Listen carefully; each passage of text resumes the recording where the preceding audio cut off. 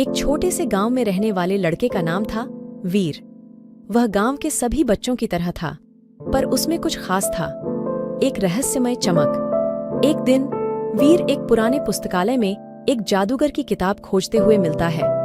जब वह उस पुस्तक को खोलता है तो उसमें एक खास ताना बाना होती है जो उसको एक अद्वितीय जादूगर बना देती है। अगले कुछ दिनों में वीर गांव में चमत्कारिक घटनाओं का कारण बन जाता है। उसकी जादू से बारिश होती है, पौधों में जिंदगी आ जाती है और सभी गांव वाले हैरान हो जाते हैं। एक दिन गांव का राजा सुनता है इस अजीब जादू के बारे में और उसे अपने दरबार में बुलवाता है। वीर वहां पहुंचता है और अपनी जादूगरी दिखाता है। राजा हैरान होता है और कहता है, तुम मेरे दरबार का जादूगर बनोगे? वीर स्वीकार करता है और उसकी जादूगरी से राजा को भी चौंका देने वाले काम करने लगता है। परंतु एक दिन गांव में एक अद्भुत संगीत की आवाज सुनाई देती है। लोग उसे सुनकर हैरान हो जाते हैं और पूछते हैं, यह संगीत कहां से आ रहा है?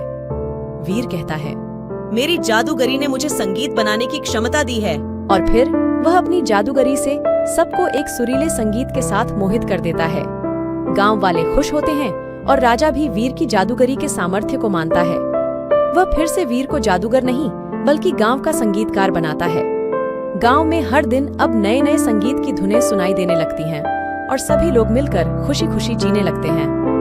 वीर की जादूगरी ने उन्हें नई जिंदगी का ताजगी दी है, जिससे वे सबको अपनी रूपरेखा में बांध लेते हैं। और इस प्रकार वीर का गांव सच्चे संगीत की धुनों में रंग बढ़ाता है, जिससे यह दुनिया एक नए और मजेदार सृष्टि की ओर बढ़ती है।